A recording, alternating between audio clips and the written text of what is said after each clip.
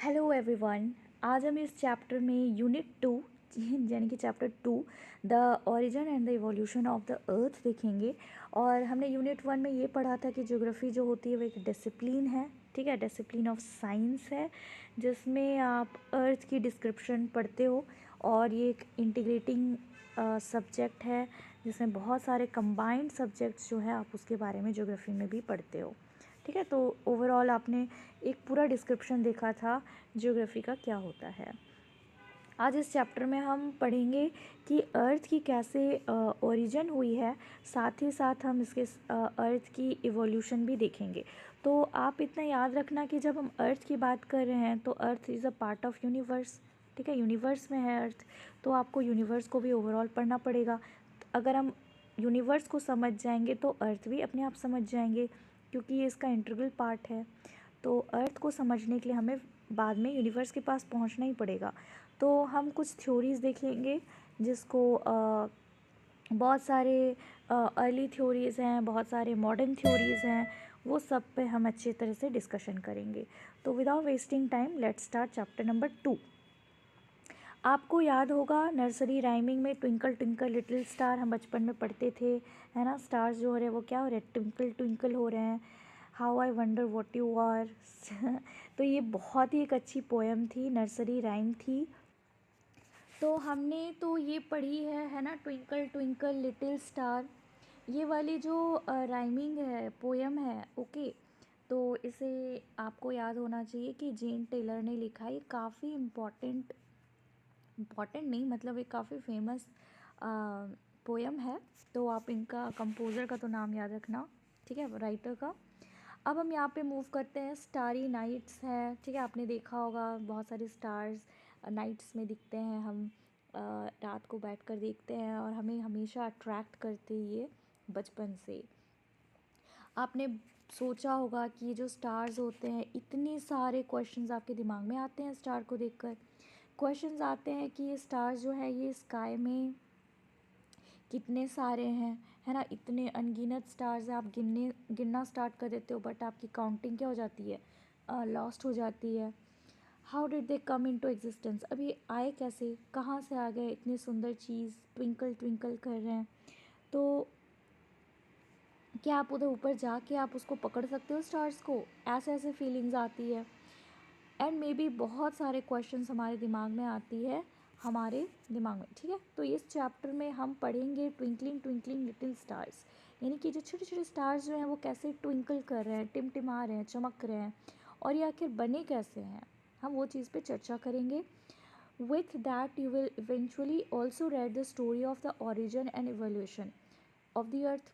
आप अगर जैसे जानोगे कि स्टार के बारे में जानोगे कि स्टार आखिर क्या है, कैसे फॉर्म हुए हैं, उनकी आप प्रोसेस देखोगे, तो इवेंचुअली धीरे धीरे क्या हो जाएगा, आप अर्थ के ओरिजिन की तरफ भी पहुंच जाओगे और evolution. As I mention before कि हम जब अर्थ के पास आ जाएंगे तो अर्थ के पास से फिर हम गैलेक्सी, क्योंकि गैलेक्सी का पार्ट क्या है, अर्थ है, तो हम universe galaxy as a whole हम समझने की यहाँ पे कोशिश करेंगे, ठीक है। अब हम यहाँ पे कुछ पुराने थ्योरीज़ देख लेते हैं, जो बहुत ही शुरू में ये थ्योरीज़ दी गई थी कि ये अर्थ की ओरिजिन कैसे हुई थी। यहाँ पे 3 मोस्ट इम्पॉर्टेंट आपको फिलोसफर्स और साइंटिस्ट का नाम याद रखना है, जो हम आते वक्त आएगा तो मैं आपको बता दूँगी, ठीक है। तो यहाँ पे बहुत सारे हाइपोथेसिस दिए गए थे, ठीक है, प्रस्तुत की गई थी, बहुत लोगों ने, फिलोसफर साइंटिस्ट ने पुट फोर्थ करा, ठीक है, आगे अपना ओपिनियन फॉरवर्ड करा, हाइपोथेसिस दिया कि अर्थ की ओरिजिन जो है वो कैसे हुई है। तो ये one of the earliest theories में आ जाएंगे बहुत सारे, बट हम कुछ ही देखेंगे, ठीक है, जिसमें से सबसे रेलिवेंट हम देखेंगे। जैसे एक जर्मन फ़िलासफ़र है जिनका नाम है इमैनुअल कांट, आप इनका नाम याद रखना। और एक मैथमेटिशियन लाप्लेस ने क्या करा था, रिवाइज़ करा इनका 1796 को, जिसको हम बोलते हैं नेबुलर हाइपोथेसिस, ठीक है, आपको ये याद रखना है कि इमैनुअल कांट का ही है। ये एक जर्मन फ़िलासफ़र थे, इनकी पॉपुलर आर्ग्यूमेंट रही थी, पहले अर्लियर की बात हो रही है, जिसमें से एक मैथमेटिशियन लाप्लेस ने इनकी ही रिवाइज़ कर दी 1796 में, और इसी को हम बोलते हैं नेबुलर हाइपोथेसिस, ठीक है। तो इनमें आप याद रखना इमैनुअल कांट और एक लाप्लेस, जिसको रिवाइज की गई इम्मानुएल कांट की थ्योरी को। 1796 में फिर नेबुलर हाइपोथेसिस दिया। ये जो हाइपोथेसिस है ये प्लैनेट्स से रिलेटेड है, ठीक है। ये कंसीडर करेंगे कि जितने भी सब प्लैनेट्स हैं ये बने हैं क्लाउड से। क्लाउड टाइप का एक मटेरियल था जो एक साथ जाकर वो क्या हो गया, एक साथ आके एक्यूमुलेट हो गया सन के साथ, क्या हो गए फिर ये मिल के, ये जो क्लाउड थे ये सन के साथ मिल गए और ये रोटेट कर रहे हैं, ठीक है। सन से क्या कर रहे हैं, रोटेट कर रहे हैं। सपोज दिस इज सन और यहाँ पे सामने में बहुत सारा क्लाउड है, तो ये क्या कर रहे हैं, सन के रोटेट कर रहे हैं। This is what is said by the nebular hypothesis, ठीक है। फिर उसके बाद फिर 1900 में चैम्बरलेन मोल्टन, ये दोनों एक इंसान है, ठीक है। चैम्बरलेन और मोल्टन जो है उन्होंने कंसीडर करा कि एक बहुत ही एक चलता फिरता स्टार है जो सन के पास आ गया। एज अ रिज़ल्ट एक सिगार शेप का एक्सटेंशन हो गया, एक एक्सटेंशन यानी कि चलता फिरता सिगार शेप था, ऐसा एक्सटेंशन हो गया। और इसने क्या करी, ये मटेरियल जो था ये सेपरेट हो गया सोलर सरफेस से, ठीक है। तो जैसे वो फिर दूर चला गया तो ये मटेरियल सेपरेट हो गया सोलर सरफेस से और ये कंटिन्यूड रहा, continued to revolve around the sun, ठीक है। सन से क्या हुआ, ये रिवॉल्व करता ही रहा। तो कुछ ऐसा हुआ, देखो मैं बता रही हूँ। मान लो दिस इज़ सन, इसको मैं पीला कर देती हूँ, दिस इज़ सन, ठीक है। तो यहाँ पर क्या हुआ, एक स्टार था, एक स्टार जो है वो पास आते रहा, पास आते रहा, पास आ गया, ठीक है। इस तरह से ऐसे से पास आया और जब ये पास आया तो सामने में बहुत सारे स्टार्स थे, ठीक है। इतने सारे स्टार्स थे, ये सब स्टार्स है। ये सन के पास एक वैंडरिंग स्टार है जो आया, तो एक आप देख रहे हो यहाँ पे एक शिगार फॉर्म का ये बन गया है, एक शिगार शेप्ड का एक्सटेंशन बन गया, ठीक है। तो यही जो एक्सटेंशन है ये जितना पास आते गया तो फिर बाद में क्या हो गया, ये कंडेंस्ड हो गया और फिर एक प्लैनेट बन गया, ये cigar shaped material separated from the solar surface. अब ये सोलर सरफेस, यहाँ की जो सोलर सरफेस है यहाँ से क्या हो गया, सेपरेट हो गया ये कंडेंस्ड सोलर सरफेस से, और ये फिर क्या हो गया, यहाँ पे ये सब सिगार शेप जो हो गए प्लैनेट्स बन गए, ठीक है, इनटू प्लैनेट्स। तो ये कहा गया था बाय चैम्बरलेन एंड मोल्टन, यह याद रखना है आपको, ठीक है।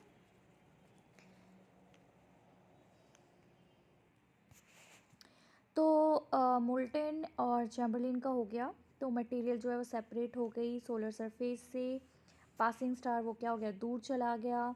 मटेरियल सेपरेट जब हो गई सोलर सरफेस से, फिर ये क्या होगा, सन के गोल गोल घूमने लगेगी, फिर धीरे धीरे ये जम जाएगा, कंडेंस होगी और प्लैनेट्स का फॉर्म ले लेगी। सर जेम्स जीन्स ने फिर बाद में क्या किया, sir James Jeans and later sir Harold Jeffrey, ठीक है, इन दोनों का आप आएंगे और इन्होंने सपोर्ट करा इस आर्ग्यूमेंट को।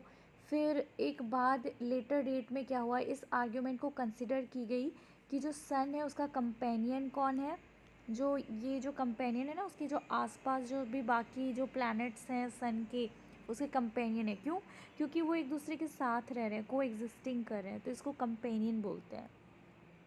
ये आर्ग्यूमेंट को हम बाइनरी थ्योरीज बोलते हैं, ठीक है, ये आपको याद रखनी है, बाइनरी थ्योरीज। फिर ये वाले जो इसमें आपको दो याद रखना है, दोनों नाम रहेगी, ठीक है, जेफरी और जेम्स जीन्स, इन दोनों का नाम रहेगा। इसको हम बाइनरी थ्योरीज बोलते हैं और जिसको दिया था चैम्बरलेन मोल्टन ने, और इन्होंने इस हिपोथेसिस को एक्सेप्ट किया था, इस आर्ग्यूमेंट को सपोर्ट करा था, एंडोर्स करी थी, ठीक है। तो बाइनरी थ्योरीज आप याद रखना। फिर दूसरा 1950 में ऑटो स्मिट्स एक रशियन और एक कार्ल वेज़कार जर्मनी वाले, ये कुछ क्या करते हैं, बहुत कुछ रिवाइज करते हैं नेबुलर हाइपोथेसिस को, यानी थोड़ा बहुत डिफरेंस निकाल देते हैं इसके डिटेल्स में, ठीक है, दो differing in details. They consider that कि सन जो है वो सराउंडेड है बाय सोलर नेबुला, जो सन है वो सोलर नेबुला से क्या है, सराउंडेड है, ठीक है, ये याद रखना। Sun is surrounded by solar nebula जिसमें बहुत सारे हाइड्रोजन और हीलियम है। आपको पता है जो सन है उसमें आपको हाइड्रोजन एंड हीलियम बहुत ज़्यादा अमाउंट में मिल जाएंगे, मेजॉरिटी में। फिर along with what may be terms at dust, और ये जो हाइड्रोजन और हीलियम है आप इसको डस्ट भी बोल सकते हो, ठीक है। तो ये जो फ्रिक्शन एंड कॉलिजन हुए, अब जितने भी हीलियम पार्टिकल्स हैं और हाइड्रोजन पार्टिकल्स हैं वो एक दूसरे से क्या कर रहे हैं, टकरा रहे हैं, और इन दोनों में जब टकराने से ना एक फ्रिक्शन हो रही है। तो ये जब जब फ्रिक्शन हुई, टकरा रहे हैं, तो लास्ट में क्या हो रहा है, एक डिस्क शेप का क्लाउड बन जा रहा है। ऑलराइट, मैं बना के दिखा देती हूँ, आप लोग को बहुत ही इंटरेस्टिंग लगेगा। लाइक सपोज दिस इज़ सन, ठीक है, मैं इसको येलो बना देती हूँ, दिस इज़ सन, ये एक सन है, ठीक है। चलो इसको और येलो कर देती हूँ मैं, इंटेंस येलो, दिस इज़ सन, ठीक है। अब ये सन जो है ना, इसके आसपास क्या हो रहा है, इसका हाइड्रोजन है इसके आसपास और हीलियम है, ठीक है। ये मैं हाइड्रोजन एंड हीलियम बना देती हूँ, this is hydrogen and helium. आसपास क्या हो रहा है, हाइड्रोजन एंड हीलियम जो है ये इसके आसपास क्या कर रहे हैं, घूम रहे हैं, और घूमते घूमते क्या हो रहा है, एक दूसरे से ये टकरा रही है, ठीक है। तो ये जो टकराने से ये पार्टिकल जो है एक डिस्क शेप का ये बना रहे हैं। डिस्क शेप कैसा होता है, इस टाइप का ही होता है, राइट। एक डिस्क शेप का क्या बना रहे हैं, ये एक स्ट्रक्चर बना रहे हैं, और ये टकरा रहे हैं, और ये जब टकरा के जब टूट जाते हैं फिर बाद में एक्रिएशन हो रहा है। जैसे हमने सेडिमेंट्री रॉक्स पढ़ा था ना, वो टूट रहे हैं, इरोड हो रहे हैं, डिन्यूडेशन हो रहा है रॉक्स का, टूटने के बाद फिर क्या हो रहा है, फिर बहुत हीट और प्रेशर से फिर क्या हो रहा है, कंबाइंड हो जा रहे हैं, क्रिएट हो रहा है, तो एक सॉलिड फॉर्म हो रहा है, तो एक डिफरेंट रॉक बन रही है ना, मेटामॉर्फिक, ये हमने पढ़ा था। तो इसी टाइप का क्या हुआ, ये पार्टिकल्स जो है ये एक दूसरे से टकराने के बाद फिर क्या एक्रिएशन हो रहा है, और यही एक्रिएशन से क्या हो रहा है, प्लैनेट्स फॉर्म्स हो गई, अर्थ फॉर्म हो गया, वीनस फॉर्म हो गए, फिर मार्स फॉर्म हो गया, है ना, और भी बहुत सारे प्लैनेट, जुपिटर, ये सब हो गए, जुपिटर, यूरेनस, सैटर्न। तो ऐसे ही क्या हो गया, प्लैनेट्स का आविष्कार हो गया, प्लैनेट्स फॉर्म हो गया, ओरिजिन हो गई। ये किसने कहा था, फिर इसने आपको याद रखना है, ये कहा था स्मिट्स, ऑटो ने कहा था और कार्ल ने कहा था, ठीक है। डिस्क शेप का क्लाउड बन जाता है, planets way form through the process of aeration. However यहाँ के जो साइंटिस्ट थे लेटर पीरियड वाले, ठीक है, जो मॉडर्न साइंटिस्ट आ गए, इन्होंने इस प्रॉब्लम को ओरिजिन ऑफ यूनिवर्स ले लिया, rather than the just of the earth and the planets. इन्होंने बोला भाई अर्थ और प्लैनेट्स को हम सिर्फ यहाँ पे कंसर्न नहीं करेंगे, सिर्फ इसकी बात नहीं करेंगे, ये तो ओरिजिन ऑफ यूनिवर्स है, तो ही अर्थ और प्लैनेट्स बनेंगे, तो हम यहाँ पे फोकस करते हैं। अब हम मॉडर्न थ्योरीज़ देखेंगे। तो आपको अर्ली थ्योरीज़ में बहुत इम्पॉर्टेंटली याद रखना है, इम्यूनल कांट से स्टार्ट किया था हमने, ठीक है। तो इम्यूनल कांट को रिवाइज़ किया गया था, रिवाइज़ किया तो किसने किया, तो फिर लाप्लेस ने करा 1796 में, ये आपको याद रखनी है। फिर उसको उन्होंने क्या नाम दिया, नेबुलर हाइपोथेसिस नाम रखा, जिसमें उन्होंने बोला था कि क्लाउड ऑफ मटेरियल है, ठीक है। एक हाइपोथेसिस दिया कि प्लैनेट जो हैं वो फॉर्म हुए थे क्लाउड ऑफ मटेरियल से, और ये रिवॉल्व करते हैं, ठीक है। यूथफुल सन काफ़ी क्या है, अभी यंग है, और उसके सामने क्लाउड्स जो है धीरे धीरे घूम रहे हैं, तो इससे प्लैनेट फॉर्म्स हो गई, ये बोला था उन्होंने।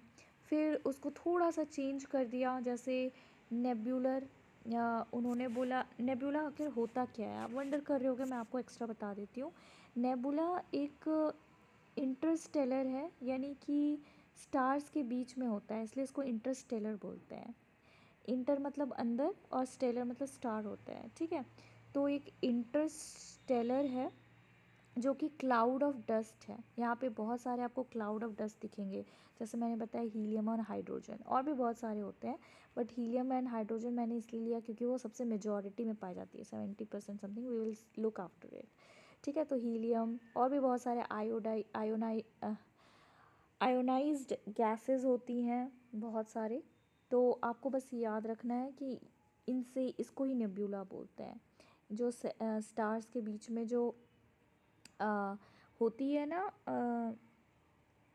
स्टार्स के बीच में जो क्लाउड ऑफ डस्ट होती है उसको हम बोलते हैं नेब्यूला, ठीक है। तो इसलिए इन्होंने नेबुलर हाइपोथेसिस का नाम रखा था। फिर बाद में फिर चैम्बरलेन और मोल्टन का याद रखना, वो बाद में आए थे आफ्टर इम्यूनल कांट की जो थ्योरी थी, उन्होंने बोला शिगार शेप्ड का क्या हो गया, एक और मून घूम रहा था, घूम घूम के आके क्या हुआ, शिगार शेप्ड बना दिया। फिर यहाँ पे क्या करे, ये कंडेंस होके फिर प्लैनेट्स बन गया, ठीक है। ये भी मैंने आपको बता दी। फिर उसके बाद आपको याद रखना है कि ये जो थ्योरी दिया था इनको एक्सेप्ट किया गया था, ठीक है। इनकी थ्योरी को, आर्ग्यूमेंट को सपोर्ट की गई थी by sir Harold Jeffreys and sir James Jeans, ठीक है। इन्होंने इस थ्योरी को बाइनरी थ्योरी बोलता बता दिया, ठीक है। बाइनरी थ्योरी याद रखना आप। फिर उसके बाद लास्ट में आपको रखना है याद ऑटो स्मिट्स का, ठीक है। ऑटो स्मिट्स जो है वो जर्मन वाले थे। उन्होंने भी रिवाइज करी नेबुलर हाइपोथेसिस को, जिसने दिया था इम्यूनल कांट ने दिया था, उसको रिवाइज किया गया था बाय लाप्लेस, तो उसी को रिवाइज कर दिया फिर किसने, तो ऑटो ने किया। और ऑटो स्मिट्स ने बताया कि जो सन है वो बहुत सारे, ये सन जो है बहुत सारे सोलर नेब्यूला से क्या है कंटेन्ड है, जैसे हाइड्रोजन हीलियम हो गया, ठीक है। फिर उसके बाद उन्होंने क्या बोला, डस्ट बोला कि ये हाइड्रोजन और हीलियम जो है ये डस्ट है। फिर इनके फ्रिक्शन से जब ये एक दूसरे से टकरा रहे थे, टकराने के बाद फिर क्या हो गया, ये प्लैनेट्स फॉर्म हो गए, ठीक है। इनके दोनों की मतलब प्लैनेट्स जम गए, ठीक है, एक्रिएशन हो गई, तो उससे क्या हो गया, प्लैनेट्स की फॉर्म्स हो गई। तो ये 3 हाइपोथेसिस आपको याद रखनी है बाई दोज अर्लियर टाइम्स जो फिलोसफर्स एंड साइंटिस्ट ने दिया था। अब हम मूव करते हैं टुवर्ड्स मॉडर्न थ्योरीज़, ये इम्पॉर्टेंट है, हम अभी यही थ्योरीज़ को लेकर आगे चल रहे हैं, ठीक है। तो मॉडर्न थ्योरीज़ में आपको सबसे इम्पॉर्टेंटली तो याद रखना है बिग बैंग थ्योरी। ये सबसे मोस्ट पॉपुलर आर्ग्यूमेंट है ओरिजिन ऑफ द यूनिवर्स का, जिसको हम द बिग बैंग थ्योरी बोलते हैं। आपने ऐसा नाम बहुत सुना होगा। ये इसको हम एक्सपेंडिंग यूनिवर्स हाइपोथेसिस भी बोलते हैं। और इसमें बोला गया है कि हमारा जो यूनिवर्स है ना वो फैल रही है, राइट, एक्सपेंड हो रही है, यानी कि फैल रही है। एडविन हबल ये वही इंसान है जिन्होंने टेलीस्कोप का क्या किया था, आविष्कार किया था। तो इनका कहना था 1920 में, ये वही टाइम है जब फर्स्ट वर्ल्ड वॉर जो थी, क्या हुआ था, फर्स्ट वर्ल्ड वॉर ख़त्म हो चुकी थी, उसके 2 साल की बात है, क्योंकि वो 1980 में फर्स्ट वर्ल्ड वॉर ख़त्म हुई थी, तो 1920 की बात हो रही है, ठीक है। तो एडविन हबल ने कहा, उन्होंने एविडेंस दिया, प्रूफ दिया कि यूनिवर्स जो है वो क्या हो रही है, फैल रही है। जैसे जैसे समय जा रही है, जो गैलेक्सीज है एक दूसरे से दूर जा रही है। आई होप आपको पता होगा कि हमारे गैलेक्सी का नाम जो है वो मिल्की वे ऑफ गैलेक्सी है, राइट। और हमारा जो पड़ोसी है उसका नाम एंड्रोमेडा है। तो ये वही बोल रहे हैं ना कि मिल्की वे गैलेक्सी और एंड्रोमेडा और भी बहुत सारे गैलेक्सीज एक दूसरे से क्या हो रहे हैं, दूर जा रही है, यानी एक्सपेंड हो रही है जैसे जैसे समय जा रही है, और बहुत दूर दूर दूर दूर जा रहे हैं एक दूसरे से। आप ये एक्सपेरिमेंट आप अपने घर पे भी करके ये चीज़ को ये कर सकते हो, एक्सपेरिमेंट को देख सकते हो, ताकि आपको एग्जाम्पल आइडियल पता चल जाए कि कैसे वो एक दूसरे से दूर जा रही है। एग्जाम्पल आप घर पे ऐसे कर सकते हो कि आप एक फाइंड आउट करने के लिए आप एक बलून ले लो, ठीक है। ये जो बलून है ना, इसमें क्या करो, आप मार्क कर दो कुछ पॉइंट्स ऐसे, एक मान लो ये बलून है, इसमें कुछ पॉइंट्स ऐसे ऐसे पेन से या मार्कर से आप मार्क कर दो। फिर मार्क करने के बाद आप उसको इन्फ्लेट करो, यानी कि उसको फुलाओ आप उस बलून को। फिर आप देखोगे जो पॉइंट्स आपने मार्क करी उस बलून का, वो एक दूसरे से बहुत दूर क्या होगी, एक्सपेंड होगी, एक दूसरे से दूर भागेंगी, ठीक है। बलून से एक्सपेंड होंगे। सिमिलरली यहाँ पे जो डिस्टेंस है गैलेक्सीज का, वो भी क्या हो रहा है, एक दूसरे से इंक्रीज हो रही है, यानी दूर जा रही है। And thereby the universe is considered to be expanding, इसलिए हमने उसी को बोल दिया कि यूनिवर्स भी जो है वो क्या हो रहा है, फैल रहा है, यानी कि एक्सपेंड हो रहा है। हाउएवर आप ये चीज़ को देखोगे, उसके अलावा, ठीक है, आपको डिस्टेंसेस भी पॉइंट्स के बीच में क्या दिख रही है, बढ़ती जा रही है। बलून में बलून नहीं, अच्छा बलून में तो ये पॉइंट जो है दमसेल्फ क्या हो रही है, एक दूसरे से एक्सपेंड हो रही है। ये पॉइंट जब यहाँ थी, ये पास में आपने ड्रॉ किया, अब ये यहाँ आ गई, ठीक है, तो एक्सपेंड हो रही है। This is how our universe is also expanding. This is not in accordance with the fact. Scientist ने यहाँ पे बिलीव करा कि स्पेस जो है ना इन दोनों के बीच में, गैलेक्सी के बीच में, वो भी इंक्रीज़ हो रही है। ऑब्जर्वेशन ने सपोर्ट करा इस एक्सपेंशन ऑफ गैलेक्सीज़ को। तो ये बैलून का जो एग्जांपल था, ये थोड़ा बहुत क्या था, सही था, पार्शली, नॉट कम्प्लीटली, थोड़ा बहुत सही था। तो आप देख सकते हो दिस इज़ अ सिंगुलैरिटी, ठीक है। पहले यहाँ एक पॉइंट था, फिर एक पॉइंट से ये दूर दूर जाने लगे, अब ये और दूर जाने लगे एक्सपेंड करने से, और ये और दूर दूर जा रहे हैं, और आप यहाँ करोगे तो और दूर दूर चले जाएंगे, ठीक है। तो हम इसको सिंगुलैरिटी बोलते हैं। यहाँ पे बिग बैंग थ्योरी अब क्या बोलता है, हम इसको स्टेप वाइज में, आई मीन स्टेज वाइज में देखेंगे, ठीक है। तो ये खुद में ही एक बहुत ही इंटरेस्टिंग थ्योरी है, जिसमें आप देखोगे कुछ स्टेजेस इन्वॉल्व हैं। डेवलपमेंट ऐसे ही हुई थी यूनिवर्स की। तो आप जब यूनिवर्स की डेवलपमेंट देख लोगे तो आपकी जो डाउट है ना कि अर्थ और बाकी प्लैनेट्स की कैसे फॉर्मेशन हुई, ओरिजिन कैसे हुई, तो ये इधर ही से आपको मिल जाएगा द बिग बैंग थ्योरी से। तो इसका पहला जो स्टेज है, beginning, all matter forming in the universe existed in one place in the form of tiny ball.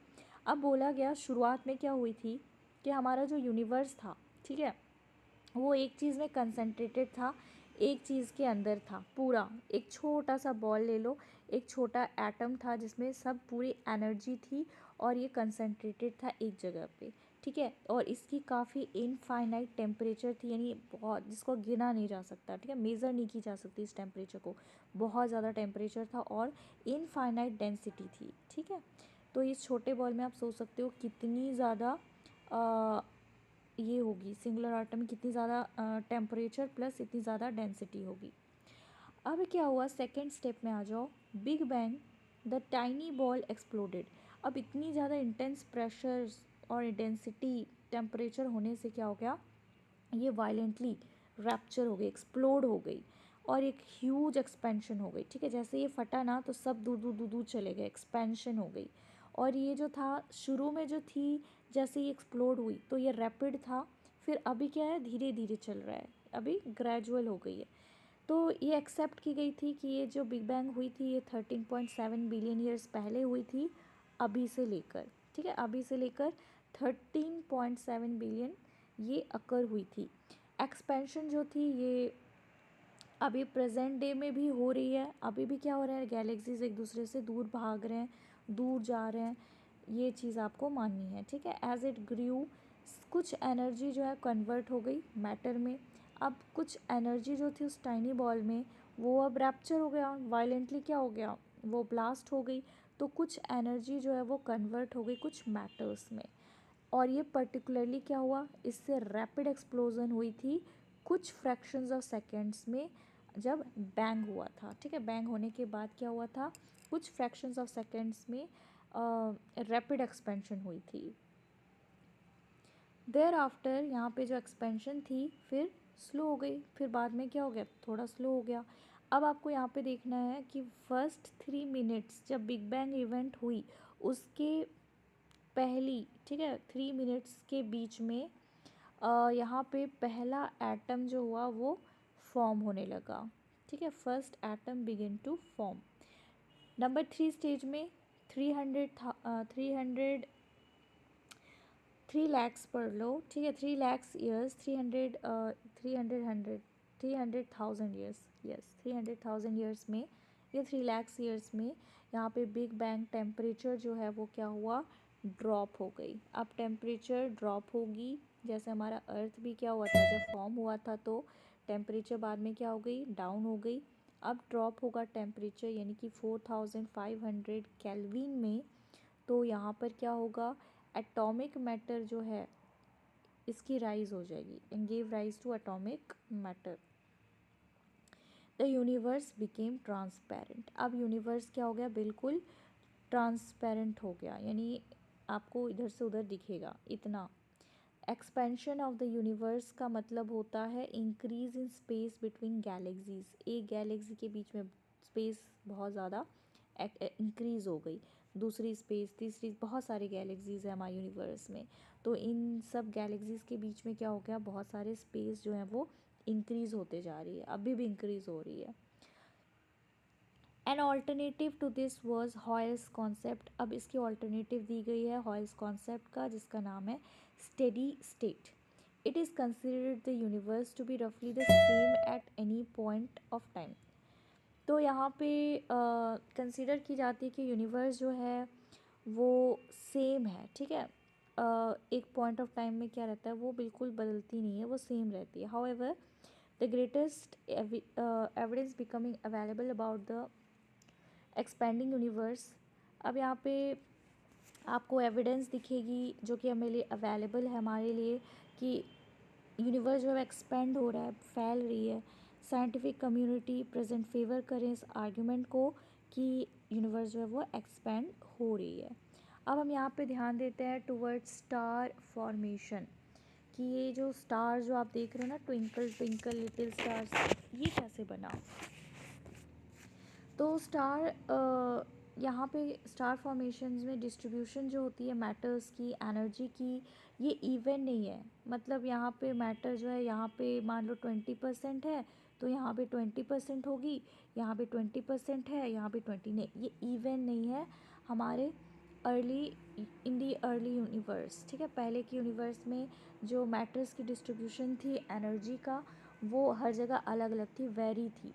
ठीक है. Initial density differences give rise to differences in gravitational forces. अब यहाँ पे जितनी इनकी जो डेंसिटी थी, वो कितना घनत्व, इतना भारी जितना है, वो अलग अलग थी. और इससे क्या हुआ, सबकी जो एटम थी उनकी अलग अलग ग्रेविटेशनल फोर्सेस थी. And it cause the matter to get drawn together. और जिसमें जो मैटर्स थे वो क्या हो रहे थे, वो जो भारी थे वो नीचे जा रहे थे, और जो हल्के थे वो ऊपर ही थे. तो इससे क्या हो गया, एक डेवलपमेंट ऑफ गैलेक्सीज बन गए, इसी से गैलेक्सी बन गई. तो गैलेक्सी जो है वो एक लार्ज नंबर ऑफ स्टार्स है, ये इसके डेफिनेशन है. Galaxy, what is Galaxy, is a large number of stars. ठीक है, इसमें बहुत सारे स्टार्स हैं. जैसे आप देखो ना, मिल्की वे गैलेक्सी में आपको कितने सारे स्टार्स दिख रहे हैं. आप अपने छत पे जाकर देखते हो इतने स्टार्स, वो आपकी गैलेक्सी के हैं. या माइट भी अदर गैलेक्सी हो सकते हैं जो बहुत दूर से आप देख रहे हो. तो गैलेक्सी जो है वो स्प्रेड है, बहुत दूर दूर स्प्रेड है, और ये मेजर्ड होते हैं in thousands of light years. ठीक है. इनकी जो डायमीटर्स होती हैं इंडिविजुअल गैलेक्सीज़ की, वो 80,000 से लेकर 1,50,000 लाइट ईयर्स हो सकते हैं.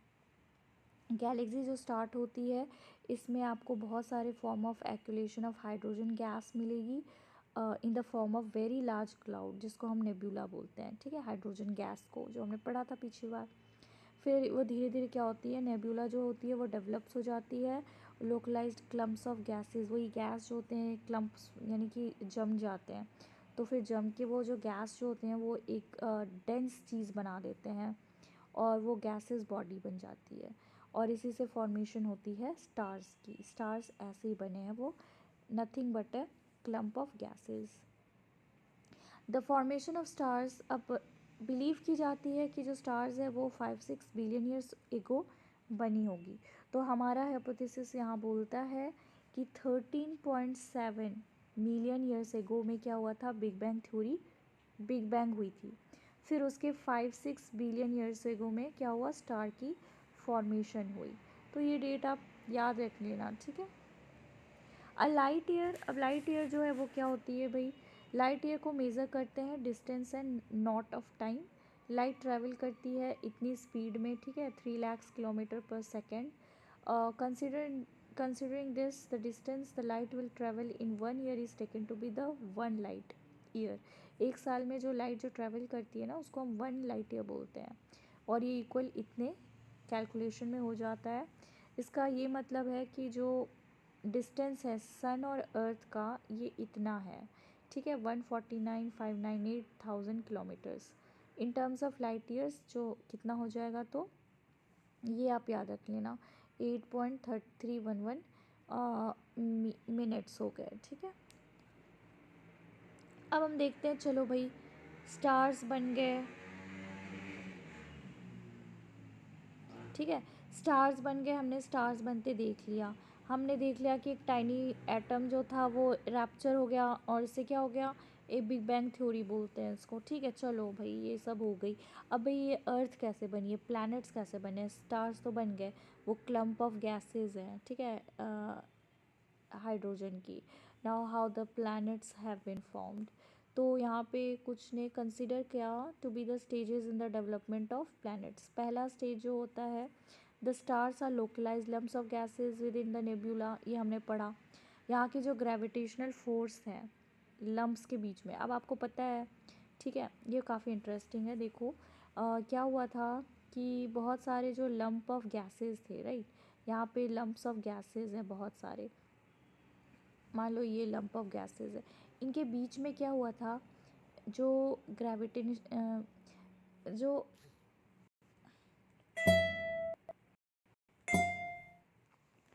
तो यहाँ बात ये होती है कि स्टार्स जो है ना, ये form of clumps of gases हो गई, राइट। तो जब क्लम्प ऑफ गैसेस हो गई तो यहाँ पे बीच में क्या होता है कि बीच में क्या होता है कि यहाँ पर क्लाउड, ये जो ग्रेविटेशनल फोर्स, ये जो अंदर जो ग्रेविटेशनल फोर्स हो जाती है उसकी, ठीक है, लम्प्स इसमें फॉर्मेशन होने लग जाती है। इसके बीच में आप देखोगे तो इतना डेंस हो जाता है कि लम्प्स फॉर्म हो जाती है कोर ऑफ गैस के बीच में, ये कोर बोलते हैं इसको, ठीक है। गैस के बीच में एक लंप फॉर्म हो गई और एक ह्यूज रोटेटिंग डिस्क गैस की जो है ये डस्ट डेवलप हो जाती है अराउंड गैस कोर, ठीक है। इसके बीच के कोर में गैस डस्ट क्लाउड फॉर्म हो जाती है, ये वाला। तो यही जो है इसको माना जाता है, ठीक है। ये फर्स्ट स्टेप हमने बताया अभी आपको। तो ये गैस कोर हो गई। सेकेंड स्टेप में क्या होता है, where is the second one, this is in the second stage. यहाँ पे जो गैस क्लाउड है, राइट, ये स्टार्ट कर देगा, अब ठंडी होना स्टार्ट होगी। अब ठंडी हो जाएगी, ये मैटर जो है कोर अब डेवलप हो जाएगा इनटू स्मॉल राउंडेड ऑब्जेक्ट्स। अब ये खुद एक स्मॉल राउंड ऑब्जेक्ट्स में क्या होगा, कोर फॉर्म हो जाएगा। और ये जो स्मॉल राउंडेड ऑब्जेक्ट्स हैं, ये प्रोसेस ऑफ कोहेशन होगी, ठीक है, आमने सामने को वो पकड़ लेगा और इसी को हम बोलते हैं प्लैनेट सिमल्स, ठीक है। आपको याद रखना है इसी को क्या बोलेंगे, प्लैनेट सिमल्स, जिसमें कोहेशन जो है वो डेवलप हो जाएगी एक दूसरे के साथ। Larger body starts forming by collision and gravitation attracts causes the material to stick together. अब और ये बड़ा बड़ा बड़ा होते जाएगा क्योंकि इसमें ग्रेविटेशन जो ये फॉर्म हो गई है, अब और बड़ा होते जाएगा ये, ठीक है। अट्रैक्ट करेगा बाकी और को भी मटेरियल को, साथ में ये आके जुड़ जाएंगे। प्लैटिसिमल्स एक huge number of small bodies होती है। फिर फाइनल स्टेज में ये लार्ज नंबर ऑफ स्मॉल प्लैनेटसिमल्स जो है ये एक्रीट हो जाएंगे टू फॉर्म है fewer large bodies in the form of planets. हो गई प्लैनेट्स की फॉर्मेशन। तो बिलीव की जाती कि प्लैनेट जो है ये ऐसे फॉर्म हुई होगी। हमने सन देख लिया, प्लैनेट्स देख लिया और एज अ होल यूनिवर्स भी देख लिया कि बिग बैंग हुई थी, ठीक है। अब हम सोलर सिस्टम देखते हैं। हमारा सोलर सिस्टम, हमारा जो सोलर सिस्टम है इसमें क्या है, 8 प्लैनेट्स आपको देखने को मिलेंगे। नेब्यूला, जिससे हमारा solar system is suppose to have been form, ठीक है। नेब्यूला से ही क्या हुआ है, सोलर सिस्टम बनी है। और अभी क्या होगी, ये कोलैप्स हो रही है एंड कोर फॉर्मेशंस 5 समटाइम कुछ इस समय हुई होगी 5 से 6 बिलियन ईयर्स एगो। और ये जो प्लैनेट्स हैं ये फॉर्म हुए हैं कुछ 4.6 बिलियन ईयर्स एगो। तो हमने पहले देखा कि बिग बैंग जो है वो 3.70 नहीं, 13.7 बिलियन ईयर्स क्या हुई थी, बिग बैंग हुई थी। जिसमें फिर अप्रॉक्सीमेटली बोला गया है कि जो स्टार जो ये 13.7 हो गई। अब ये डेट आप याद रखना 13.7। फिर उसके बाद क्या हुआ, फिर 5.6 बिलियन ईयर से गो क्या हुई, प्लैनेट्स की फॉर्मेशन हुई। Started the collapse and core formation, sorry ये कोर फॉर्मेशन हुआ जो मैंने आपको बताया ना, कंडेंस हो गई क्लस्टर ऑफ गैस, कंडेंस होने के बाद ठंडी हो गई टेम्परेचर, फिर वो क्या हो गया, यहाँ पे ये वाला प्रोसेस जो हुई थी 5.6 बिलियन ईयर्स एगो लगी। फिर प्लैनेट की फॉर्मेशंस में अनदर 4.6 बिलियन ईयर्स एगो लगा टाइम, ठीक है। हमारा जो सोलर सिस्टम है इसमें आपको एक सन दिखेगा, 8 प्लैनेट्स दिखेंगे, 63 मून्स दिखेंगे। अभी ये चेंज हो गया है। और बहुत सारे स्मॉल बॉडीज़ जैसे एस्ट्रॉइड्स हो गए, कॉमेट्स हो गए और बहुत सारी huge quantity of dust, grain and gases. तो आई होप आपको पता होगा कि जो एस्ट्रॉइड्स हैं एंड कॉमेट्स, ठीक है, ये भी आपको मिलेगा हमारे ही अर्थ में। और काफ़ी ह्यूज डस्ट हमें पड़ा था कि हाइड्रोजन एंड हीलियम है, ठीक है, और भी अदर गैसेस आयोनाइज, ये सब गैसेस मिलके क्या बनाते हैं, डस्ट बनाते हैं। तो ये सब आपको आपके गैलेक्सी में देखने को मिल जाएगा। वन ऑफ द 8 प्लैनेट्स जो है वो मरकरी, वीनस, अर्थ, मार्स, जिनको हम इनर प्लैनेट्स बोलते हैं, और ये सन के पास है। और जो बेल्ट ऑफ एस्ट्रॉइड्स हो गए, अदर 4 प्लैनेट्स हो गए, जिसको हम आउटर प्लैनेट्स बोलते हैं, जो कि जुपिटर हो गया, सैटर्न हो गई, नेपच्यून हो गई, ठीक है, ये सब हो जाते हैं। Alternatively the first 4 are called terrestrial. तो हम मरकरी, वीनस और अर्थ और मार्स को क्या बोलते हैं, जो इनर प्लैनेट्स हैं इनको हम टेरेस्टेरियल बोलते हैं। इसका मतलब है कि ये अर्थ जैसे हैं, and they are made up of rock and metals. लेकिन अगर आप देखोगे इनकी जो डेंसिटी होती है वो काफ़ी भारी है, घनत्व बहुत है। और बाकी जो है वो जोवियन या फिर गैस प्लैनेट्स बोलते हैं, गैस जायंट्स बोलते हैं। इनको जोवियन बोलते हैं, यानी कि जुपिटर लाइक, क्योंकि ये जो है ये बहुत बड़े हैं, ठीक है, comparatively to the terrestrial planets. और इनकी एटमॉस्फेयर काफ़ी थिक है, बहुत मोटी है, मोस्टली हीलियम और हाइड्रोजन से बनी हुई है।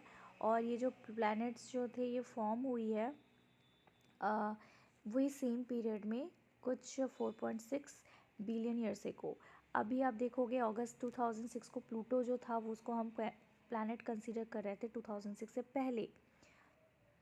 लेकिन हाल में हमने एक meeting of international astronomical union में एक हुई थी, ठीक है, जिसमें डिसीज़न ली गई थी कि प्लूटो जो है वो एक अलग ही सेलेस्टिशियल ऑब्जेक्ट है, जिसका ये नाम है 2003 UB313। इसे डिस्कवर्ड किया गया था रिसेंट पास्ट में कि ये इसको हम डॉर्फ प्लैनेट बोलते हैं। और कुछ डेटा ने इस सोलर सिस्टम से दिया, कुछ डेटाज, ठीक है, are given in the box में दी हुई है। तो ये जो इनर प्लैनेट्स हैं ये रॉकी है, वाइल जो आउटर प्लैनेट्स हैं वो गैसेस फॉर्म में है। मोस्ट प्रोबेबली क्योंकि ये सन से बहुत दूर है तो कंडेंस तो और ज़्यादा ही होना चाहिए था ना उनको, तो उनकी शायद कोर जो होगी वो बहुत ज़्यादा कंडेंस्ड होगी, थिक एटमॉस्फेयर है। तो इनमें जो डिफरेंस है टेरेस्ट्रियल और जोवियन प्लैनेट्स में, उसको हम एट्रीब्यूट कर सकते हैं in following conditions. Terrestrial planet जो होते हैं ये फॉर्म हुई थी पेरेंट स्टार के पास में है। देखो ये सन है, राइट, तो सन के पास आपको दिखेगा मार्स, फिर वीनस, फिर अर्थ, फिर उसके बाद फिर अर्थ थर्ड प्लैनेट है, ठीक है। तो आपको ऐसे दिखेगा कि वो पास में है, सन के विसिनिटी में है, ठीक है। और यहाँ पे ये काफ़ी गर्म है, क्योंकि ओबियसली वो सन के पास है तो गर्म होंगे। For gases to condense to solid particles, तो अब जब ये इतने पास हैं तो ये गैस जो होंगे ये कंडेंस नहीं हो पाएंगे, ठीक है। Too warm for gases to condense to solid particles नहीं हो पाएंगे। तो जोवियन प्लैनेट जो हैं ये बहुत ही दूर डिस्टेंस में क्या हुए हैं, ये फॉर्म हुए हैं। अब सोलर विंड जो होती है ये कितनी ज़्यादा इंटेंस होती है उसके आसपास की, जो सन के आसपास है, तो ये पूरा जो है गैस होती है ना, और डस्ट जो होती है टेरेस्ट्रियल प्लैनेट्स की, वो उसको क्या कर देती है, उड़ा देती है, ब्लू कर देती है। The solar winds were not at all that intense to cause similar removal of gases to fall from the Jovian planets.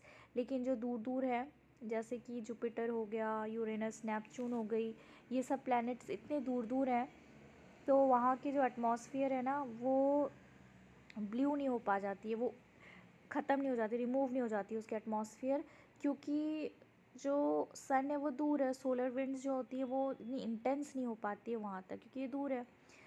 और थर्ड ये है कि टेरेस्ट्रियल प्लैनेट जो होते हैं वो छोटे छोटे हैं और इनकी लोअर ग्रेविटी है, और ये होल्ड नहीं कर पाएंगे बाकी गैसेस जो जा रही है। तो ये भी बात हो गई, ठीक है। तो गाइज़ ये द मून, हम अब मून कैसे बनी है, इसकी फॉर्मेशन कैसे हुई है। अर्थ के पास एक यूनिक सैटेलाइट है, दैट इज़ अ मून।